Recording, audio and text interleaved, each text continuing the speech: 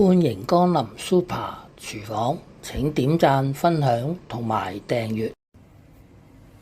今日喺街市買咗條燕子斑，個魚販話好食過芝麻斑，睇下點樣煮法。個魚販已經幫我劏咗肚同埋去咗鱗、去咗腮㗎喇，我依家只需要幫佢去鱗，略為用刀去腸，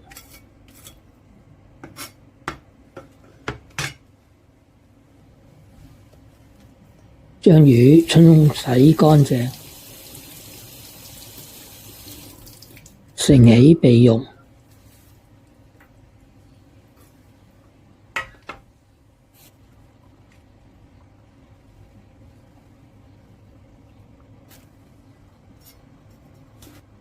蔥一條，將蔥切開，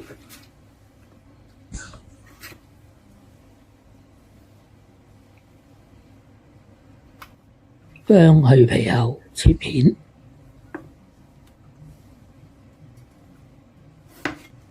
將薑蔥鋪喺碟底，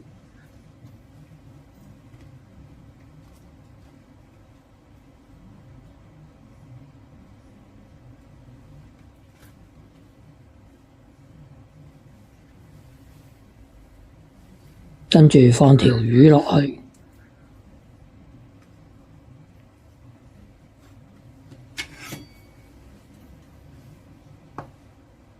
另外薑切薑絲鋪喺條魚上面，咁樣就可以攞去蒸啦。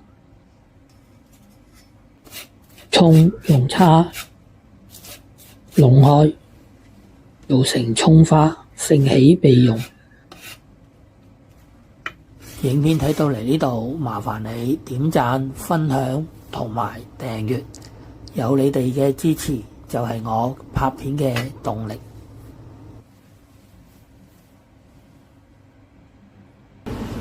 開大火，水滾啦，放條魚落去蒸，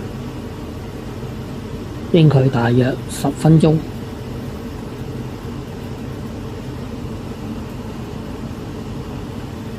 好快已經過咗10分鐘啦，咁我哋就打開個蓋，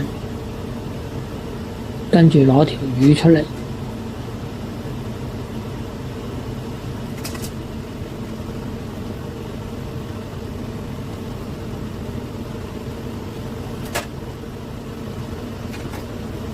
鑊中落油，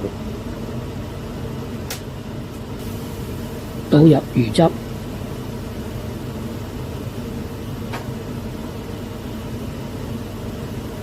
加入少許糖，少少豉油，將佢煲滾。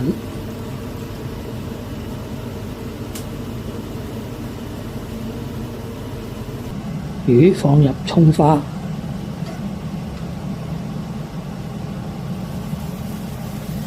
跟住淋上蒸魚豉油。